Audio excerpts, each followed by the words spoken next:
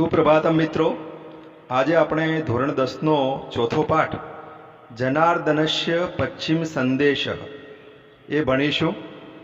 જનાર્દનસ્ય, જનાર્દન એટલે કોણ? ભગવાન શ્રી કૃષ્ણ. પશ્ચિમ સંદેશ, પશ્ચિમ, પશ્ચિમ એટલે છેલ્લો અથવા અંતિમ. સંદેશ એટલે કે સંદેશ. સંસ્કૃત સાહિત્યમાં મહાકવિ ભાસ એમની નાટ્યરચના માટે જાણીતા છે.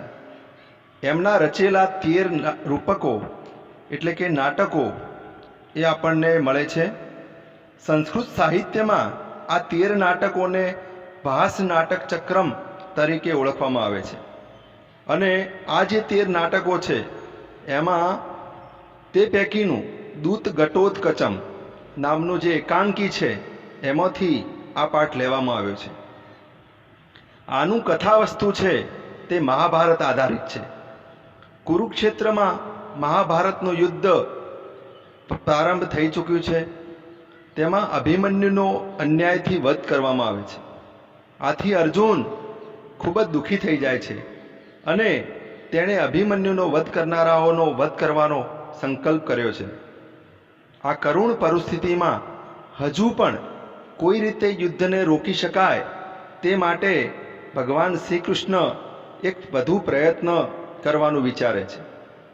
અને અભિમન્યુના વધની કરુણ ઘટનાથી પાંડવોમાં જે શોક સવાયેલો છે તેને ધૃતરાષ્ટ્ર અને દુર્યોધનની નજર સામે મૂકીને શ્રી કૃષ્ણ ધૃતરાષ્ટ્રને સમજાવવાનો ઉપક્રમ આદરે છે, એટલે કે એને સમજાવવાની કોશિશ કરે છે. તેઓ ઘટોત્કચને પોતાનો દૂત બનાવે છે અને શાંતિનો સંદેશ મોકલે છે. પણ યુદ્ધમાં ઉન્માદમાં ડૂબેલો દુર્યોધન અને તેના સહયોગી શકુની, દુશાસન વગેરે આ શાંતિનો સંદેશ સાંભળવા માટે પણ તૈયાર નથી. છેવટે ઘટોત્કચ શ્રી કૃષ્ણનો અંતિમ સંદેશ સંભળાવે છે. દૂત તરીકે ગયેલો ઘટોત્કચ દુર્યોધન અને શકુની સાથેના રોચક સંવાદો અહીં નાટ્યરસને જન્માવે છે.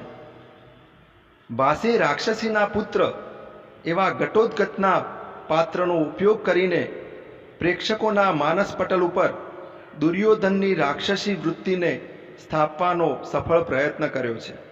એટલે કે અહીંયા ઘટોત્કચ છે એ ભીમ અને હિડિંબાનો પુત્ર છે. ભીમ અહીંયા પાંડવ છે અને જે હિડિંબા છે એ રાક્ષસી છે. એટલે આ રીતે બંનેનું એકવાર જંગલમાં મિલન થાય છે, હિડિંબા અને ભીમનું, અને એમનો જે પુત્ર જન્મે છે એનું નામ છે ઘટોત્કચ. એક બાજુ રાક્ષસીનો પુત્ર ઘટોત્કચ માનવીય વર્તન આચરે છે અને બીજી બાજુ મનુષ્યનો પુત્ર દુર્યોધન રાક્ષસીય વર્તન આચરે છે. આ સરસ વિરોધાભાસ ભાસે પોતાની અનુપમ નાટ્યકળાના બળે અહીં ઊભો કરી આપ્યો છે. દુર્યોધનનું આ વર્તન છેવટે તો આખા કુરુકુળનો વિનાશ નોતરે છે. સમાધાનનો પ્રસ્તાવ એ સ્વીકારતો નથી અને આ રીતે એ માણસ પોતાનો અને પોતાના કુટુંબનો વિનાશ કરી લે છે. આ જે સત્ય છે એ આ એકાંકી દ્વારા, આ રૂપક દ્વારા અહીંયા જણાવવામાં આવ્યું છે. તો મિત્રો, આપણે પાઠ જોઈએ. ઓપન યોર ટેક્સ્ટ બુક, તમારું પુસ્તક ખોલશો. જનાર્દનસ્ય પશ્ચિમ સંદેશ, ભગવાન શ્રી કૃષ્ણનો અંતિમ સંદેશ. ઘટોત્કચ પ્રવિશ્ય અયે અયમ અત્ર ભવાન ધૃતરાષ્ટ્ર. ઘટોત્કચ પ્રવેશ કરે છે. અરે, આ પૂજ્ય ધૃતરાષ્ટ્ર છે.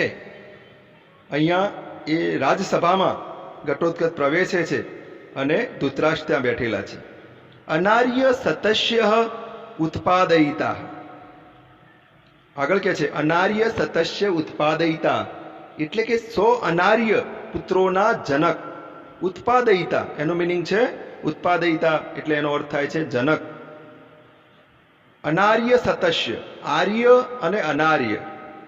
આપણે જોઈએ કે જે સાચા માર્ગ ઉપર હતા એ બધા આર્યો હતા અને અનાર્ય એટલે કે રાક્ષસ વૃત્તિ જેનામાં છે, એટલે અહીંયા અનાર્ય શબ્દ આપણે એમના અનાર્ય શબ્દ એમના માટે ઉપયોગ થયેલો છે.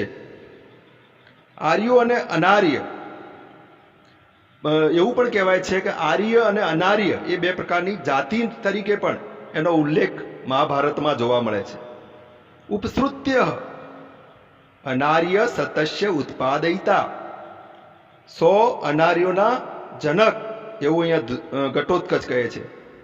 પાસે જાય છે ઉપસૃત્ય પિતામહ અભિવાદયે ઘટોત્કહ ઇતિ અર્ધોક્તે. એ અડધું જ બોલે છે, કહે છે પિતામહ અભિવાદન કરું છું હું ઘટોત્ક, એમ અડધું કહેતા ન અયમ અક્રમ, બળી એને એમ થાય છે કે મેં તો ક્રમભંગ થાય છે, એટલે એમ કહે છે કે ના ના આ તો ક્રમભંગ છે, એટલે કે મારા બોલવામાં ક્રમભંગ થયેલો છે એવું એ પોતે એવું વિચારે છે. યુધિષ્ઠિર આદય ચ મે ગુરવો ભવંતમ અભિવાદયંતી. પછી એમ કહે છે કે યુધિષ્ઠિર વગેરે મારા ગુરુજનોએ આપને પ્રણામ કરે છે. જો એ પોતે નાનો છે અને એમ કહી દે કે આ ઘટોત્કચ તમારું અભિવાદન કરે છે, તો એનો ક્રમ ભંગ થયો ગણાય. એટલે એના વડીલોને આગળ કરીને પ્રણામ કરીને કહે છે કે યુધિષ્ઠિર વગેરે મારા ગુરુજનો આપને પ્રણામ કરે છે. અને ત્યાર પછી એ કહે છે પશ્ચાત ઘટોત્કચો અહમ અભિવાદયે, પાછળથી આ ઘટોત્કચ તમારું અભિવાદન કરે છે. ઘટોત્કચ પ્લસ અહમ, ત્યાં ઘટોત્કચ પ્લસ અહમ એવી સંધિ થયેલી છે, તો આપણે એ રીતે જોઈશું. ઘટોત્કચ પ્લસ અહમ. ધૃતરાષ્ટ્ર એહી એહી પુત્ર. અહીંયા ધૃતરાષ્ટ્ર ઘટોત્કચને એ પોતે અંધ હોય છે, પરંતુ જ્યારે ઘટોત્કચ પોતાનું વાત કરે છે ત્યારે એને ખબર પડે છે કે ઘટોત્કચ આવ્યો છે, ત્યારે ધૃતરાષ્ટ્ર કહે છે એહી એહી પુત્ર. અહીંયા ધૃતરાષ્ટ્ર એ કૌરવોના પિતા છે. એહી એહી પુત્ર, આવ આવ પુત્ર. ઘટોત્કચ અહો કલ્યાણ ખલુ અત્ર ભવાન. ઘટોત્કચ આહા આપ શ્રી કલ્યાણકારી છો. કલ્યાણાનામ પ્રસૂતિમ પિતામહ આહ ભગવાન ચક્રાયુધ.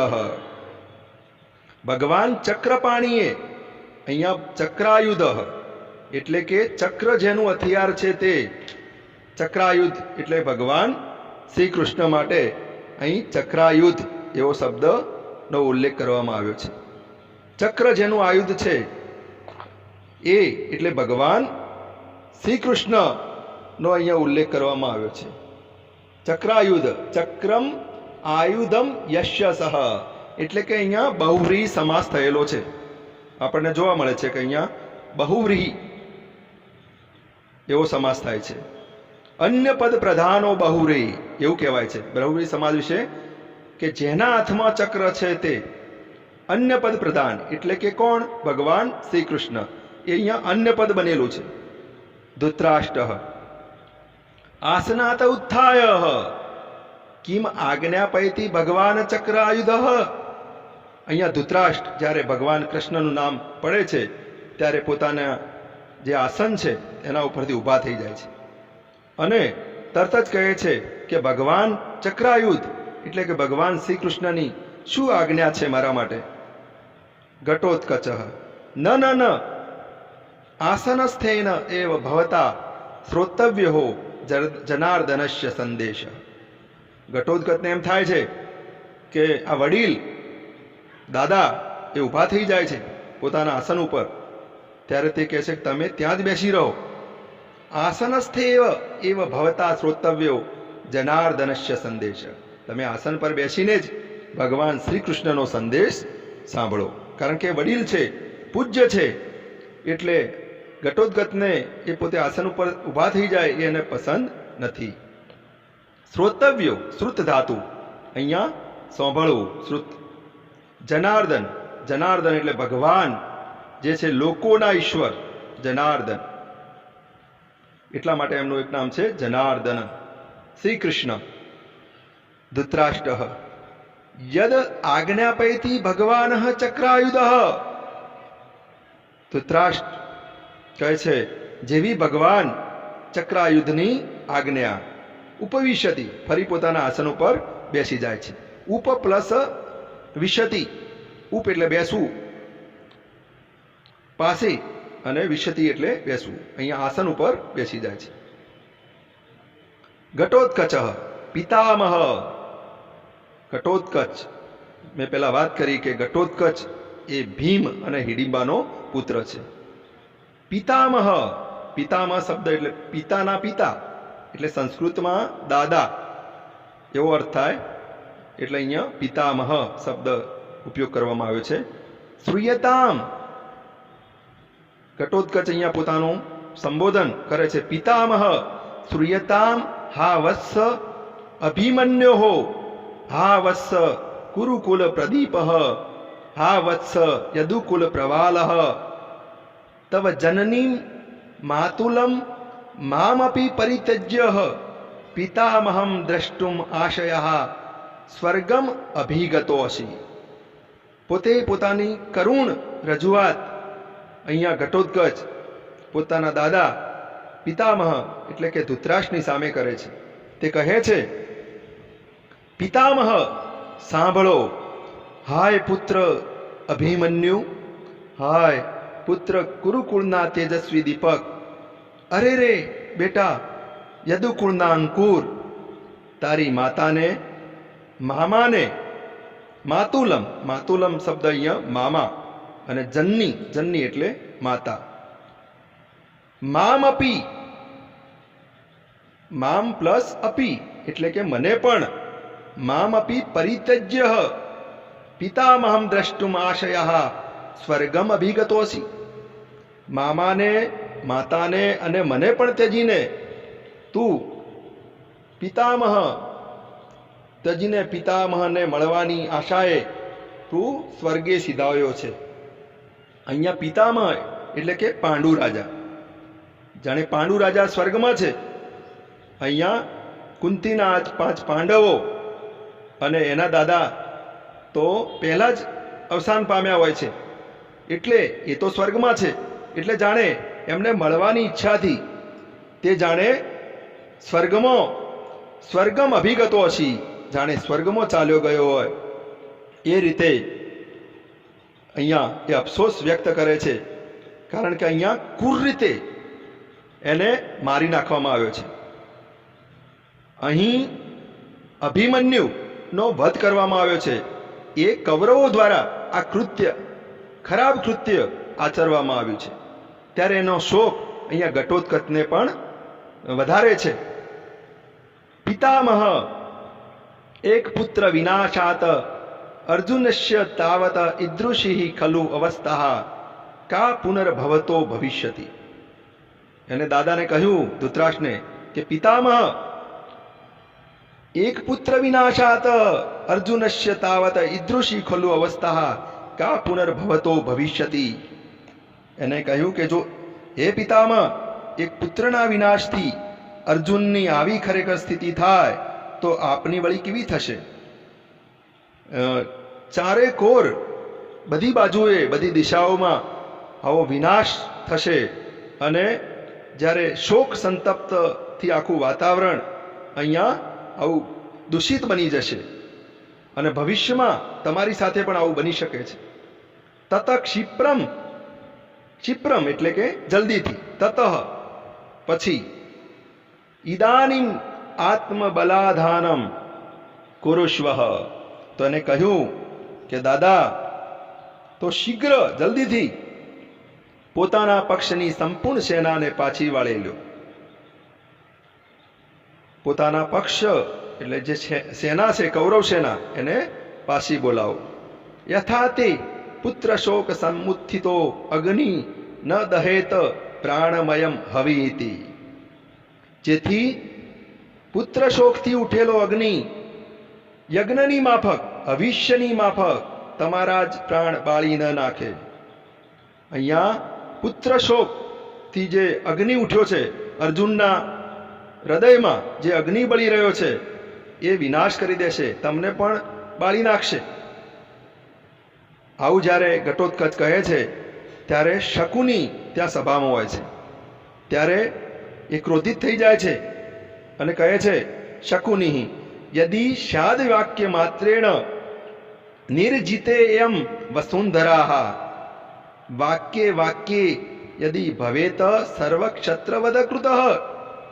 જો માત્ર વાક્ય બોલવાથી જ આ પૃથ્વીને જીતાઈ જાય અને જો એક એક વાક્યમાં જ સર્વ ક્ષત્રિયનો વધ થઈ જાય તો એને નવાઈ લાગે છે. એ ઘટોત્કચની સાચી વાતને સાંભળતો નથી અને ઉપહાસ્ય કરે છે, અટહાસ્ય કરે છે કે માત્ર તારા બોલવા માત્રથી આ પૃથ્વી જીતાઈ જશે અને બધા ક્ષત્રિયો આ રીતે વધ થઈ જશે, અમને બધા મારી નાખશે. ઘટોત્કચ શકુની એશ વહારતી. આ શકુની બોલે છે. ભો શકુને, ઘટોત્કચે કહ્યું, હે શકુની, અક્ષાન વિમુચ્ય ભવબાણ યોગ્ય. ઘટોત્કચને અહીંયા ખબર છે કે શકુની છે એ જુગાર રમવામાં હોશિયાર છે, એટલે કહે છે અક્ષાન વિમુચ્ય. વિમુચ્ય એટલે છોડીને, અક્ષાન એટલે પાસાઓ. તું પાસાઓ ને છોડીને, એટલે કે જુગટાના જે પાસા છે એ છોડીને ભવ બાણ યોગ્ય, તું બાણ ધારણ કર અને તું સામે આવી જા, પછી તને ખબર પડે કે અમે કોણ છીએ. દુર્યોધન. પછી દુર્યોધન બોલે છે ભો ભો પ્રકૃતિમ ગતઃ. દુર્યોધન અહીંયા કહે છે કે તું તારી પ્રકૃતિ એટલે કે તારા સ્વભાવ પર ગયો છે, પોતાના સ્વભાવ પર. દુર્યોધન શા માટે આવું કહે છે? કારણ કે દુર્યોધનને ખબર છે કે ઘટોત્કચના જે પિતા છે ભીમ એ પણ આવા ગુસ્સાવાળા છે, એટલે એ ભીમના ઉપર ગયો છે. ભીમનો જે સ્વભાવ છે એવો સ્વભાવ એના પુત્ર ઘટોત્કચમાં આવ્યો છે. એટલે દુર્યોધન કહે છે ભો ભો. ભો ભોનો મતલબ છે હે હે. પ્રકૃતિમ ગતઃ, તું તારા સ્વભાવ પર ગયો છે. વયમ અપી. વયમ, વયમ અહીંયા બહુવચન છે. અમે, અપી પણ, વયમ અપી અમે પણ. વયમ અપી ખલુ રૌદ્રાહા, અમે પણ ઉગ્ર સ્વભાવવાળા. રાક્ષસ ઉગ્ર સ્વભાવ, અમે પણ રાક્ષસોના જેવા રૌદ્ર રૂપ ધારણ કરનારા ઉગ્ર સ્વભાવવાળા છીએ. આવું દુર્યોધન ઘટોત્કચને કહે છે. ઘટોત્કચ શાંતમ પાપમ શાંતમ પાપમ. અહીંયા શાંતમ પાપમ એ શબ્દ અહીંયા એક પાત્ર જ્યારે રજૂઆત કરે છે ત્યારે બીજું પાત્ર સંસ્કૃત સાહિત્યમાં જ્યારે એને ગમે નહીં એ વાત, ત્યારે એનો કહેવાનો મતલબ એવો થાય છે કે આમ ન કહેશો, એવું કહેવા માટે અહીંયા શાંતમ પાપમ એવો ઉલ્લેખ થયેલો છે. એટલે ઘટોત્કચ પણ અહીંયા દુર્યોધનને કહે છે શાંત થાઓ, શાંતમ પાપમ, શાંત થાઓ, પાપ શાંત થાઓ. રાક્ષસ્યોભ્યો અપી ભવંત એવ કૃતરાહા. તમે રાક્ષસો કરતા પણ વધારે ઘાતકી છો, એવું અહીંયા ઘટોત્કચ કહે છે. ન તુ જતુ ગૃહે સુપ્તાન ભ્રાતૃન દહંતી નિશાચરાહ. શીર્ષી ન તથા ભ્રાતુઃ પત્નીમ સ્પૃશંતી નિશાચરાહ. અહીંયા ઘટોત્કચ સુંદર વાત કરે છે કે તમે કેવા છો? નિશાચરો, તમે રાક્ષસો કરતા પણ વધારે ક્રૂર છો. કેમ કે નિશાચરો પણ લાક્ષાગૃહમાં સૂતેલા ભાઈઓને નથી બાળી નાખતા, તેઓ પોતાના ભાઈની પત્નીના મસ્તક પર તેવી રીતે હાથ પણ લગાડતા નથી. એટલે અહીંયા જતુગૃહે, જતુગૃહે એટલે લાક્ષાગૃહ, લાખનું જે ઘર બનાવ્યું હોય છે એમાં જે કૌરવો છે એ પાંડવોને મારવા માટેની કોશિશ કરે છે. લાક્ષાગૃહને સળગાવવામાં આવે છે, પરંતુ પાંડવો પોતાના નસીબના કારણે એ બચી જાય છે.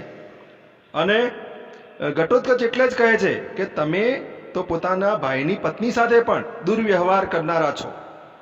દુર્યોધન દૂત ખલુ ભવાન પ્રાપ્તો ન ત્વમ યુદ્ધાર્થમાગત.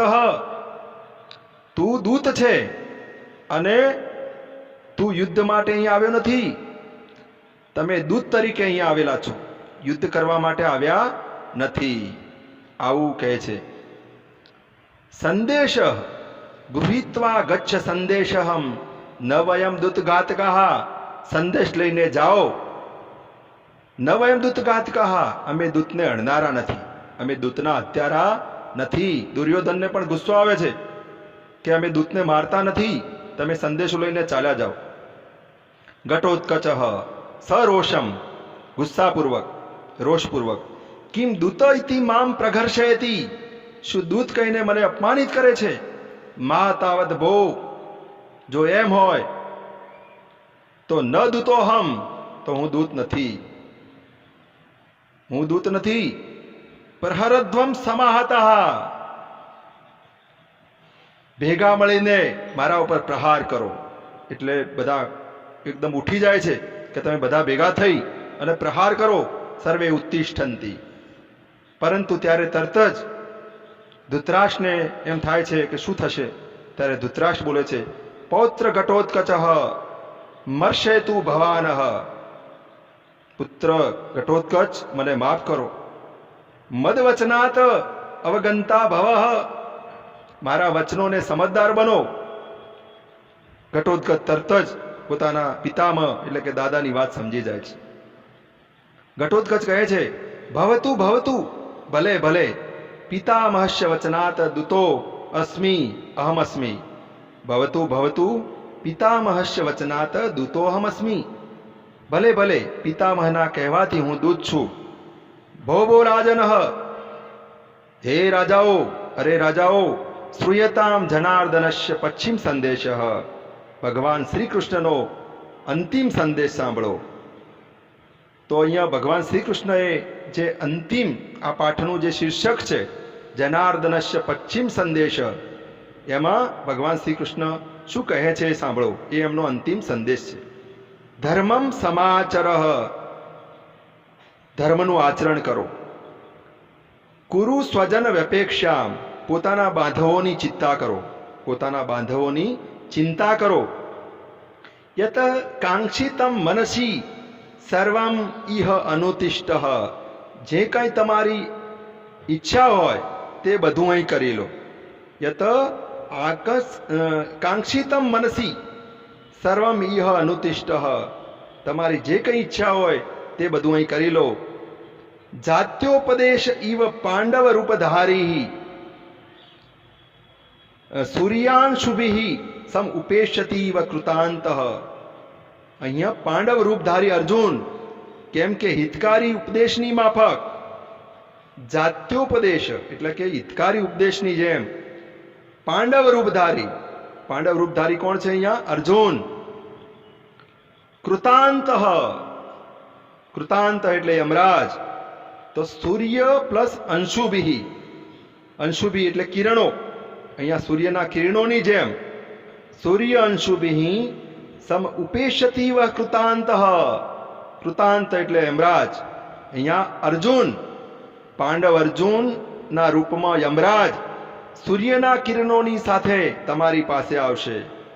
એટલે ઘટોત્કચ અહીંયા અંતિમ સંદેશ ભગવાન શ્રી કૃષ્ણનો આપે છે કે તમે ધર્મનું આચરણ કરો, પોતાના બાંધવોની ચિંતા કરો, જે કાંઈ તમારી હાર્દિક ઈચ્છા હોય તે બધું અહીં કરી લો. કેમ કે હિતકારી ઉપદેશની માફક પાંડવ અર્જુન, અર્જુનના રૂપમાં યમરાજ સૂર્યના કિરણોની માફક તમારી પાસે આવશે. તો મિત્રો, આ પાઠ અહીંયા પૂર્ણ થાય છે. તો સારી રીતે યુનિટ ટેસ્ટ માટે તૈયારી કરજો. આની જે સ્વાધ્યાય છે અને ટૂંગ નોંધો છે એ વિશેષ રીતે આપ તૈયાર કરો. All the best. શુભમ ભવતુ.